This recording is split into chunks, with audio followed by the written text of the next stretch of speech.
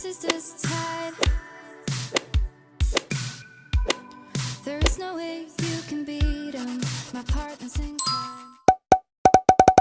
Hey everyone, it's Ellie and welcome back to my YouTube channel. Today I thought I would do a kind of get ready with me because I'm going to London today. I'm very excited, so I'm going to do my makeup and stuff while answering some of your girl talk, girly gossip, TMI kind of questions. So I'm very excited to answer these questions, and without any further ado, let's get started. So the first question is how to deal with jealousy in friend groups. I feel like this is such a universal experience, definitely something a lot of girls feel or go through. I know for me, there was a lot of times in the past where I'd been in a friend group of 3, and that is always a little bit not to say that friend groups of 3 always won't work, but it definitely can be like 2 people are closer and someone feels on the outside, and then it all switches around and it just keeps on going. But what I would say is kind of reassuring is when you know that your friend group are not your only friends. If you have different friendship groups, friends from like other places or other people that you can hang out with or meet up with if you want to, then you're going to feel so much more like reassured that these are not your only friends. Like there's other people you can do things with, and if they're doing something without you, you just do something with someone else. Like it's not the end of the world. And also I do think that most of the time there's no harm in telling your friends how you feel. Like if it's been going on for quite a bit or you feel like you're constantly kind of on the outside, then I do think it's fine to talk to your friends and tell them how you feel, and you can do it in a way that is like, hey, like I'm a bit upset because I feel like I'm on the outside and I feel a bit left out, without coming across as like you're having a go at them. Because obviously from their perspective, if you come at them with like an attack being like, you've left me out and you've done this and this and this, then that's not going to make them want to include you more. They're going to just feel attacked. Whereas if you say like, oh, I'm really upset, but like I saw you guys did this and I would have loved to come, like maybe next time, then I think they're more likely to be like, okay, per. And of course, if it's like the other way around, like if you're in the friendship group and someone is jealous of you, that can also feel like really horrible. But I would say just involve that person as much as possible anyway. Like it's nicer to involve them than not involve them. Or if you're doing something and you're thinking, oh, they probably wouldn't want to come, it's nice just to ask anyway. Even if you think they're going to say no, probably worth asking just so they do feel involved. But it definitely can be a really tricky situation with friend groups like that. I remember it so well, but I feel like once you get into like university and definitely when you're older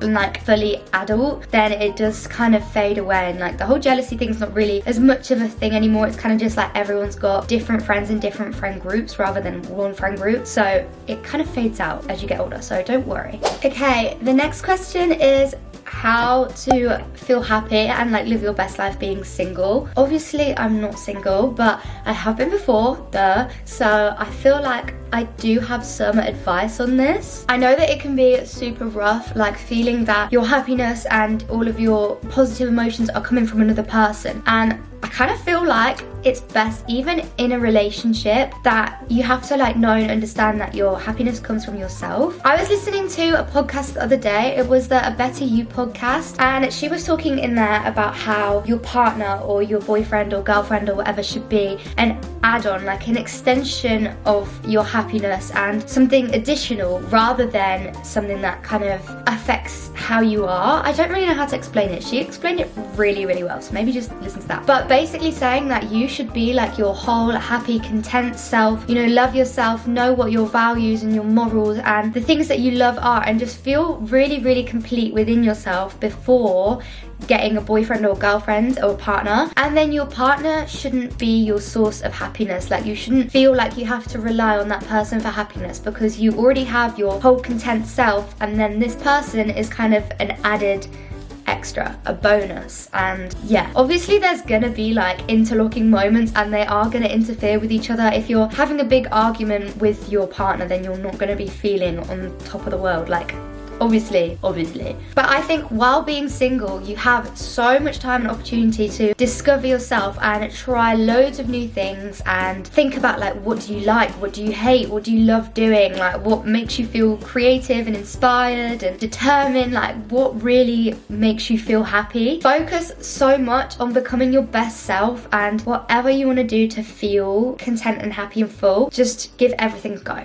Also, I don't know if this sounds cringy, but I would always kind of do affirmations for myself. This does sound cringy, yeah. And I would tell myself, like, in my head or even out loud, if I want to be really cringy, in the mirror, and tell myself, like, I deserve the best. Like, I deserve someone who loves me unconditionally. I, like, should not settle for less. Why should I settle for less? And I think having that kind of outlook and being like, do you know what, the perfect person is literally just gonna come to me. I'm not gonna stress about when they're gonna come to me or how. I'm just gonna live my life, do everything the best I can, and it's just gonna happen. And I think having that faith and knowing, like, if you really know my perfect boyfriend is just gonna walk into my life, then they will. You just gotta believe.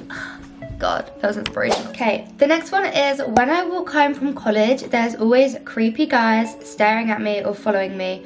What should I do? This is such like a tricky and weird question, and it's like one of those, being a girl just sucks. Because I would love to be like, just tell them, like, shut up, go away, stop following me, weirdo. But obviously, you can't do that. Like, then you're putting yourself kind of at risk, and like you don't know what they're gonna do if you say anything. It's such a hard situation, and obviously I wish there was kind of advice I could give that was such a hard situation, and I wish there was advice I could give that would be just kind of like, do this, okay, fix. But unfortunately there's just no easy fix. I definitely have been in this situation like myself so many times when, you know, there's someone walking behind you and you're like, are they following me? And it is hard because you don't know what to do. Something I would probably do in that situation is call someone. Like, if you feel a little bit kind of unnerved by it, or if you're worried about your safety, definitely call someone. Like, if I was walking home to my parents' house, I'd probably call my mum and I would just be like, hey, like, yeah, I'm on my way home, I'm here. Like, say where you are and be like, yeah, I'll probably be home soon, like, I won't be long. And kind of just saying things like that. Even if the person behind you then doesn't actually really have creepy intent and they are just kind of walking, then you're gonna feel reassured and way more safe, because they're not gonna do anything when they know that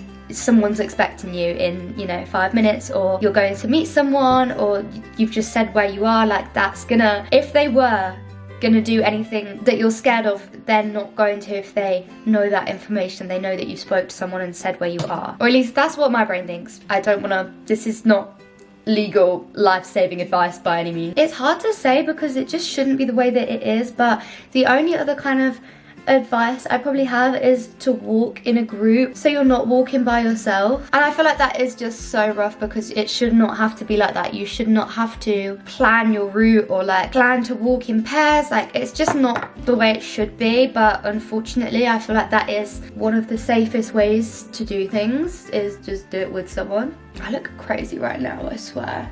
Trust the process. But yeah, I would always walk with someone, especially at like dusk, or if it's dark outside. I would never walk by myself, which is obviously so annoying. It's so annoying, and it should not be that way, but unfortunately it kind of is. Yeah, I'm sorry I can't really give more of like an inspirational answer to that question, because it is just kind of rough, really, that's how it is. And it is something that needs to change, obviously, but it's a big society change, not something we can just do. Okay, the next question is, I'm 17 and I've never had a boyfriend when most people in my year have. Am I weird for this? Girl, no, you're not weird at all for that. I think it's completely normal to have not had a boyfriend at literally any age, really. Like, not even 17 or 18, 19, 20, 21, 22. Like, there's just no rush. I feel like everyone has their own pace for things, and also relationships don't like equate, is that the right word? They don't equate to maturity. So just because someone's, I don't know, 15 and has a 3-year relationship, it doesn't mean that they're more mature than anyone else. Like, it just doesn't add up like that.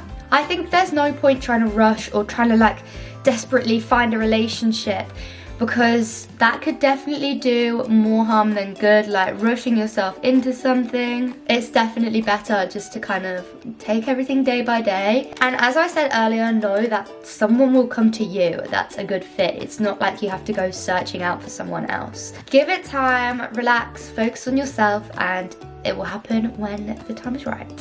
So the next thing is a kind of query, I guess. And it is, I keep gaining and losing weight so quickly. What can I do to maintain a healthy weight? So I feel like I can kind of relate to this, kind of. Obviously I don't know how extreme you're talking. I don't know if you're like going like stones either way or pounds either way, if you know what I mean. However, so I never normally weigh myself. I never really normally know how much I weigh. And I just think most of the time it is easier that way to not really know or care about a scales number, because if you ignore that you can focus on how you feel and kind of eating the right things, doing the right exercise and living the right lifestyle to feel good rather than weigh whatever the ideal number is. However, I did weigh myself recently and then weighed myself a couple days later and I was a lot lighter and I was like, huh, like I've not done anything different, why? Then weighed myself like a week later and I was heavier again. And I've kind of just worked out that my weight does fluctuate a bit based on like what time of the month it is and if I'm close to my period or not. I always weigh more when I'm like close to my period and then weigh less in the middle, I think, or like after. I don't actually really know because yeah. So if you are noticing that it changes a bit, it might be something like that, like it just depends where you are in your cycle, and like there's so much like hormone stuff that girls go through that is gonna affect your weight at different times of your cycle. Like it just makes sense that it would affect that. So maybe try and see if there's a pattern, like a time pattern of how and when your weight changes. If not, then I would say just try and kind of stick to your balanced diet and also like eating similar amounts, like always sticking to your meals, making sure you're having 3 meals a day and then like eating when you're hungry, like snacks in between. But if you're noticing these changes frequently, it probably isn't how much you're eating or exercising that's really like contributing to it.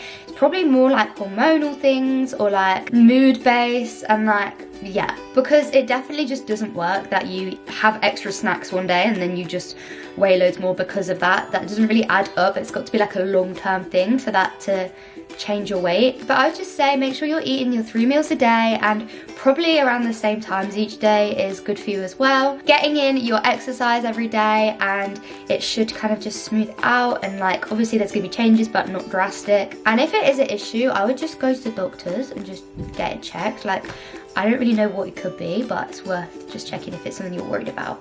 The next question is it okay to kiss someone when you're in a situationship with someone else?